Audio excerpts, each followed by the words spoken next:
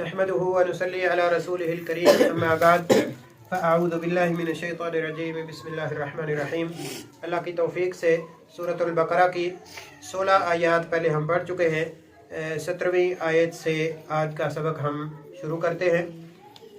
اعوذ باللہ من الشیطان الرجیم أعوذ بالله من الشيطان الرجيم بسم اللہ الرحمن الرحیم۔ بسم الله الرحمن الرحيم مثلهم كمثل الذي استوقد نارا ومثل الذي استوقد النار فلما أضاءت فلما أضاءت ما حوله ذهب الله بنورهم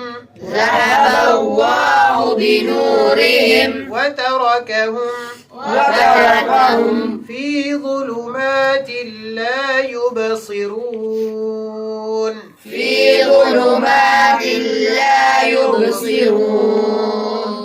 جی اس آیت کا پہلے لفظی ترجمہ دیکھ لیتے ہیں۔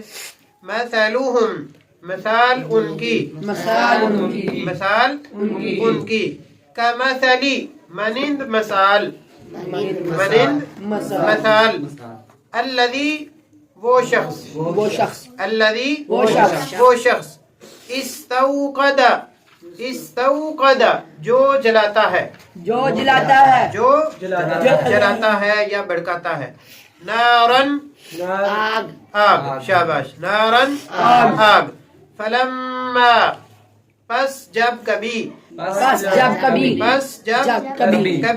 اضاءت روشن ہو جاتا ہے ما حولہ ما جو حولہ ارد گرد اس کا، تو بلکہ اس کو اکٹھا اگر پڑھیں گے ما حولہ جو اس کے ارد گرد ہے، ارد گرد ہے، ما کا جو اور حولہ ارد گرد اس کا ذہب اللہ ذہب لے گیا اللہ بنورہم نور ان کا یا روشنی ان کی، وترکہم اور چھوڑ دیا ان کو فی بیچ ظلمات اندھیرے، ظلم کا جمع ہے ظلمات اندھیرے، لا نہیں، یبصرون وہ دیکھتے۔ دوبارہ دیکھ لیں، مثلہم مثال ان کی، کمثلی معنی مثال، الذی وہ جو یا وہ شخص، الذی وہ شخص، استوقد جو جلاتا ہے، نارن آگ، فلما پس جب کبھی اضاءت روشن ہوتا ہے، ما حولہ جو اس کے ارد گرد ہے، ذہب اللہ لے جاتا ہے اللہ تعالی، ذہب لے گیا اللہ بنورہم نور ان کا یا روشنی ان کی، وترکہم اور چھوڑ دیا ان کو، فی بیچ ظلمات اندھیرے، لا یبصرون نہیں وہ دیکھتے۔ اب اس کا با محاورہ ترجمہ دیکھ لیتے ہیں۔ مثلهم كمثل الذي استوقد نارا، مثال ان کی مانند اس شخص کی ہے جو جلائے آگ، فلما اضاءت ما حوله پس جب روشن ہو جاتا ہے ارد گرد اس کا، ذهب الله بنورهم لے جاتا ہے اللہ تعالی نور ان کا یا روشنی ان کی، وَتَرَكَهُمْ فِي ظُلُمَاتٍ اور چھوڑ دیتا ہے ان کو بیچ اندھیروں کے، لا युबसिरून, नहीं वो देखते। समझ आ गई है या दोबारा देखें? दोबारा देख लेते हैं एक दफा। मिसाल उनकी मनिंद मिसाल उस शख्स की है जो जलाए आग। अपने सबक पर ध्यान करें। मिसाल उनकी मनिंद मिसाल उस शख्स की है जो जलाए आग। बस जब रोशन हो जाता है इर्द गिर्द उसका, ले जाता है अल्लाह ताला नूर उनका और छोड़ देता है उनको बीच अंधेरों के, नहीं वो देखते। तो इस आयत में मुनाफिकीन की अल्लाह ताला ने मिसाल बयान करते हुए वजाहत फरमाई है कि मुनाफिकीन का हाल क्या होता है कि उनकी मिसाल ऐसे शख्स की तरह होती है कि जो आग जलाए और आग जलाने के बाद क्या होता है, आग की रोशनी से उसका इर्द गिर्द रोशन हो जाता है। ठीक है, तो जब उसने आग जलाई और आग जलाने के बाद उसका इर्द गिर्द रोशन हो गया तो फिर अल्लाह ताला ने क्या किया, ज़हबल्लाहु बिनूरिहिम, अल्लाह ताला ने उनकी रोशनी छीन ली। ठीक है जी, इसकी मिसाल मैं दोबारा थोड़ी वाज़ेह करता हूँ। अल्लाह ताला ने उनकी रोशनी छीन ली और उनको अंधेरों में छोड़ दिया और ऐसे अंधेरों में छोड़ दिया कि उस अंधेरे में वो बिल्कुल देख नहीं सकते। इसका मतलब ये है कि ऐसे लोग जिनके सामने कुरान और सुन्नत मौजूद हो, वो ऐसे उसकी मिसाल है कि जिसने आग जलाई और उसका इर्द गिर्द रोशन हो गया। यानी कि उसने कलमा तौहीद का इकरार तो कर लिया, अपना इर्द गिर्द उसने रोशन तो कर लिया, लेकिन उस रोशनी से उसने फायदा हासिल नहीं किया। तो जब उसने खुद रोशनी से फायदा हासिल नहीं किया तो फिर अल्लाह ताला ने भी क्या किया, ज़हबल्लाहु बिनूरिहिम व तरकहुम फी ज़ुलुमातिन, उनके माहौल को रोशन होने के बावजूद वो अंधेरा है। अंधेरा होने का मतलब क्या है कि उनकी आंखें तो हैं लेकिन आंखें उनकी देख नहीं सकती। यानी कि ज़ाहिरी तौर पर तो वो देख रही है लेकिन हक को नहीं देखती। ठीक है, अगली आयत में इसी की वजाहत आ रही है कि आग जलने के बावजूद वो उनका इर्द गिर्द रोशन है लेकिन रोशन होने के बावजूद वो देख नहीं सकते। और अल्लाह ताला ने उनको क्या किया कि इनकी बदअमालियों की वजह से, यानी अल्लाह ताला और उसके रसूल सल्लल्लाहु अलैहि वसल्लम की मुखालफत की वजह से अल्लाह ताला ने उनके लिए, जैसा कि पिछली आयत में मैंने वाज़ेह किया था कि अल्लाह ताला ने उनकी हदायत की तौफीक छीन ली। तो जब हदायत की तौफीक छीन ली तो फिर जिसको अल्लाह ताला हदायत ना दे वो कोई दे सकता है? तो इसलिए अल्लाह ताला ने हदायत की तौफीक छीन के क्या उन पर जुल्म किया है? नहीं, उन पर जुल्म नहीं किया, इसलिए कि वो खुद हदायत हासिल नहीं करना चाहते थे। इसी वजह से एक इंसान सूरत अल-फातिहा के अंदर, जैसा कि हमने पढ़ा है, इहदिनस सिरातल मुस्तकीम, हम अल्लाह ताला से सीधे रास्ते की हदायत अल्लाह ताला से तलब करते हैं, लेकिन सीधा रास्ता अल्लाह ताला ने हमें बता दिया। अब उस पर अगर हम अमल ना करें तो इसका मतलब है कि हम अपनी दुआ करने में खालिस नहीं है। अगर हम दुआ करने में खालिस हैं, अल्लाह ताला से हकीकत में हदायत के तलबगार हैं, तो जो कुरान कहता है हम उसको अमल करें, उसको माने और उसके मुताबिक अमल करें। लेकिन जो कुरान कहता है उसके मुताबिक अमल ना करे तो फिर ये दुआ भी करते रहे इहदिनस सिरातल मुस्तकीम। तो इसका मतलब यह है कि हम दुआ नहीं कर रहे, हम तो सिर्फ दिखलावे के कुछ अल्फाज कह रहे हैं। ठीक है, तो इसलिए दिखलावे का जो अमल है वो उसके बारे में भी मैं वाज़ेह कर चुका हूँ कि रसूलुल्लाह सल्लल्लाहु अलैहि वसल्लम ने फरमाया कि मन अमिला युराई फ़क़द अशरक, कि जिसने दिखलावे के लिए अमल किया उसने शिरक किया। अमल किसके लिए करना है? अल्लाह की रजा के लिए, अल्लाह की खुशनुदी के लिए। तो ऐसे लोग जो मुनाफिकीन हैं, ज़ाहिरी तौर पर कलमा तो पढ़ते हैं लेकिन कुरान और सुन्नत की इत्तबा नहीं करते, उनकी मिसाल ऐसे ही है कि जिसने वक्ती तौर पर अपने पास आग जलाई और आग जला के अपने माहौल को रोशन कर लिया, लेकिन माहौल रोशन होने के बावजूद वो उनकी रोशनी उनको फायदा नहीं देती। यानी कि आप मिसाल के तौर पे हम क्लास में बैठे हैं अल्लाह की तौफीक से, इस क्लास में बैठने से अगर हमें फायदा होता है اگر ہمیں فائدہ ہوتا ہے. تو فائدے کا مطلب کیا ہے کہ ہم ترجمہ پڑھ رہے ہیں. فائدے کا مطلب یہ ہے کہ ہماری زندگی کے اندر کوئی تبدیلی آتی ہے. ہم قرآن کو جو پڑھ رہے ہیں اس کو سمجھ رہے ہیں, اس کے مطابق عمل بھی کر رہے ہیں. تو اس کا مطلب ہے کہ ہمیں یہ جو روشنی ہے قرآن کی یہ فائدہ دے رہی ہے. اور اگر قرآن پڑھنے کے باوجود ہم عمل نہیں کرتے تو اس کا مطلب ہے کہ قرآن مجید کی روشنی تو موجود ہے, روشنی تو موجود ہے, لیکن ہمیں فائدہ نہیں دے رہی.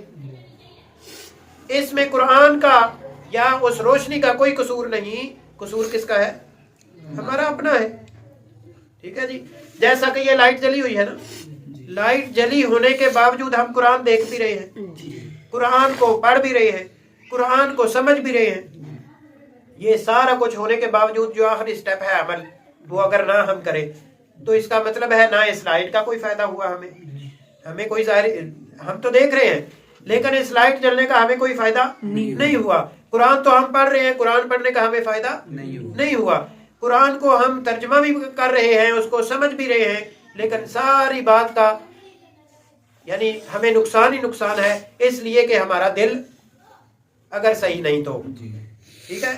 تو اگر دل صحیح ہو گیا, یہ بھی حدیث پہلے سنا چکا ہوں, نبی صلی اللہ علیہ وسلم نے فرمایا کہ جس کا دل صحیح ہو گیا اس کا پورا جسم صحیح ہے, اور اگر جس کا دل خراب ہے اس کا پورا جسم خراب ہے. تو وہی بات ہے کہ یہ روشنی ہونے کے باوجود, قرآن مجید ہمارے پاس ہونے کے باوجود اگر ہم اس کے مطابق عمل نہیں کرتے تو ہماری بھی اسی طرح کی مثال ہے کہ جس نے آگ جلائی, روشنی کی, اس کا ارد گرد روشن بھی ہو گیا, لیکن اس نے قرآن مجید پر چونکہ عمل نہیں کیا تو اللہ تعالیٰ نے بھی اس کی ہدایت کی توفیق چھین لی, اور اللہ تعالیٰ نے اس روشنی کو بھی اندھیرا بنا دیا. ٹھیک ہے جی. تو اس لیے اللہ تعالیٰ سے عافیت طلب کرتے ہوئے ہم جو پڑھ رہے ہیں اس کے مطابق عمل بھی کرنا چاہیے. اللہ تعالیٰ یقیناً توفیق عطا فرمانے والا ہے اور ہدایت دینے والا ہے. جی. تو منافقین کی مثال کیا ہوئی کہ کسی شخص نے آگ جلائی, اور آگ جلانے کے بعد اس کا ارد گرد روشن بھی ہو گیا, لیکن اس روشنی سے اس نے فائدہ حاصل نہیں کیا. تو اللہ تعالیٰ نے بھی اس روشنی کو چھین لیا, اور اللہ تعالیٰ نے کیا کیا؟ ذهب اللہ بنورہم, اللہ تعالیٰ ان کی روشنی لے گیا. یہاں روشنی سے مراد وہ آگ کی روشنی نہیں ہے, یہ یاد رکھیں. وہاں روشنی سے مراد کیا ہے؟ عقل اور دماغ اور جو ہدایت کی روشنی ہے وہ اللہ تعالیٰ لے گیا. اور اس کی وجہ میں پہلے بیان کر چکا ہوں کہ جو اللہ تعالیٰ ان کی ہدایت کی توفیق جو چھین لی, اللہ تعالیٰ ان کی روشنی لے گیا. اللہ تعالیٰ نے کوئی ظلم نہیں کیا. حقیقت میں وہ خود ہدایت حاصل نہیں کرنا چاہتے تھے, اس وجہ سے اللہ تعالیٰ نے بھی ان کی ہدایت کی جو توفیق ہے وہ چھین لی. اللہ تعالیٰ سے ہم عافیت کا سوال کرتے ہیں, اللہ تعالیٰ ہمیں ہدایت عطا فرمائے اور ایسے لوگوں میں سے نہ کرے. جی. تو ذهب اللہ بنورہم وترکہم فی ظلمات, اور ان کو اندھیروں کے اندر چھوڑ دیا. اندھیروں کے اندر چھوڑ دینے کا مطلب کیا ہے؟ وہی بات ہے کہ قرآن تو پڑھتے ہیں لیکن قرآن پڑھنے کے باوجود جاہل ہیں, اس کے مطابق عمل نہیں کرتے. تو گویا کہ اللہ تعالیٰ نے ان کو اندھیروں کے اندر ہی چھوڑ دیا ہے. اب جس کو اللہ تعالیٰ اندھیرے کے اندر چھوڑ دے اس کو کوئی روشنی دے سکتا ہے؟ نہیں. چاہے یہ لائٹ چھوڑ کے فلڈ لائٹ اور بڑے بڑے جو ہے وہ سورج کی روشنی بھی اس کو کوئی فائدہ نہیں دیتی, وہ اندھے کا اندھا ہی ہوتا ہے. اللہ تعالیٰ ہمیں ہدایت عطا فرمائے. اور اللہ تعالیٰ کیا فرماتے ہیں؟ لا یبصرون, وہ نہیں دیکھ سکتے. یعنی کہ قرآن کو دیکھنے کے باوجود وہ اندھے ہیں. تو اس لیے ہمیں اپنے بارے میں سوچنا چاہیے کہ ہم کس لائن پر کھڑے ہیں. اللہ تعالیٰ عمل کی توفیق عطا فرمائے. جی. اگلی آیت پڑھتے ہیں. صم بکم عمی فهم لا يرجعون. جی. یہ بھی اسی آیت کی جو پچھلی آیت نمبر 17 ہم نے پڑھی ہے, آیت نمبر 18 جو ہے وہ بھی اسی کی وضاحت کرتی ہے. اور ان کی مثال کیسے ہے؟ سمن, وہ بہرے ہیں. بکمن, بکمن گونگے ہیں. عمیون, اندھے. فہم, پس وہ. فہم, پس وہ. لا, نہیں. یرجعون, وہ لوٹتے. رجوع کا مطلب ہوتا ہے نا لوٹنا. ٹھیک ہے. لا نہیں یرجعون وہ لوٹتے، سمن بہرے ہیں، بکمن گونگے ہیں، عمیون اندھے ہیں، فہم پس وہ لا نہیں یرجعون وہ لوٹتے۔ اور ایسے لوگوں کی یعنی کہ جو منافقین ہیں ان کی مثال اب یعنی کہ نہ تو ان کا ارد گرد ماحول ان کو فائدہ دیتا ہے، اور اس کے بعد کیا ہوتا ہے کہ ان کی اپنی حالت کیسی ہے؟ اپنی حالت ان کی یہ ہے کہ سمن، وہ حق کو سننے کے باوجود وہ کیا ہے؟ بہرے ہیں، یعنی کہ ان کو حق سنائی تو دیتا ہے لیکن حق ان کو فائدہ نہیں دیتا، حق ان کو فائدہ نہیں دیتا۔ تو جو حق بات سننے کے باوجود اس پر عمل نہ کرے اس کا مطلب کیا ہے کہ وہ بہرا ہے۔ اسی طرح بکمن وہ گونگے ہیں، یعنی کہ قرآن مجید کی تلاوت کرتے ہیں لیکن قرآن مجید کی تلاوت ان کو فائدہ نہیں دیتی۔ تو اس کا مطلب ہے کہ بکمن کا مطلب ہوا کہ وہ قرآن مجید کی تلاوت کرنے کے باوجود وہ ان کی تلاوت کرنا ان کا فائدہ نہیں ہوتا اس کو، ٹھیک ہے جی۔ اسی طرح عمیون حق بات کو دیکھتے ہیں، قرآن کو دیکھ رہے ہیں، حق بات کو دیکھ بھی لیتے ہیں، یہ ساری چیزیں یعنی حق بات سننے کے باوجود وہ قبول نہیں کرتے، ٹھیک ہے۔ تین ہی چیزیں ہوتی ہیں کہ کسی چیز کو قبول کرنے کے لیے، کوئی چیز سن کے قبول کرے، ٹھیک ہے جی، کوئی چیز ہے آپ یعنی خود پڑھیں، ٹھیک ہے، تو یا اسی طرح آپ یعنی سمن وہ بہرے ہیں، بکمن گونگے ہیں، آپ خود پڑھ لیں، ٹھیک ہے۔ اور اگر خود نہیں پڑھتا تو پھر عمیون وہ خود حق بات دیکھ لیتا ہے، ٹھیک ہے، اس کے باوجود وہ اس کو عمل نہیں کرتا، تو اس کا مطلب ہے کہ وہ عمیون کیا ہے؟ اندھا ہے۔ فہم پس وہ لا یبصرون نہیں وہ لا یرجعون نہیں وہ لوٹتے۔ اب دیکھیں جیسا کہ میں نے آیت نمبر 15 کے اندر وضاحت کی تھی کہ اللہ یستہزئ بہم ویمدہم فی طغیانہم یعمہون، کہ اللہ تعالیٰ ان کو ڈھیل دے دیتا ہے اور وہ بالکل جیسے یعنی کیا کہتے ہیں کہ پاگل ہو جاتے ہیں، اس طرح کا ان کی مثال ہو جاتی ہے۔ تو اسی طرح ان آیات کے اندر بھی اللہ تعالیٰ نے ان دو آیات کے اندر آیت نمبر 17 اور 18 کے اندر بھی اللہ تعالیٰ ان کی مثال دیتے ہوئے فرماتے ہیں کہ قرآن مجید ان کے سامنے موجود ہوتا ہے، وہ خود پڑھتے بھی ہیں، سنتے بھی ہیں، دیکھتے بھی ہیں، لیکن اس کے باوجود وہ لا یرجعون وہ واپس نہیں لوٹتے۔ تو ہمیں کیا کرنا ہے کہ اگر ہم یہاں تک پہنچ چکے ہیں یعنی کہ قرآن مجید پڑھنے کے باوجود ہمیں فائدہ ابھی تک نہیں دے رہا، تو جو آج کی آیت کی آخری جو لفظ ہے کہ لا یرجعون وہ لوٹتے نہیں، اگر ہمارے دلوں کے اندر ایمان موجود ہے تو ہم نے کیا کرنا ہے؟ لا یرجعون کے بجائے ہم نے یرجعون ہونا ہے، یعنی کہ لوٹ جانا ہے، اپنے عمل پر کیا کہتے ہیں کہ نظر ثانی کرتے ہوئے اس کی اصلاح کرنی ہے۔ تو اس لیے منافقین کی جو روش ہے وہ دنیا کے اندر بھی خطرناک ترین ہے اور آخرت میں بھی خطرناک ترین ہے۔ اس لیے ہر ایک انسان کو دیکھنا چاہیے کہ کیا وہ صفات جو منافقین ہیں وہ میرے اندر تو نہیں ہے۔ اگر اللہ نہ کرے اپنے اندر وہ صفات ہمیں محسوس ہوں تو ہمیں اپنی اصلاح کرنی چاہیے اور ہمیں جو ہے وہ اپنے اعمال کو درست کرنا چاہیے۔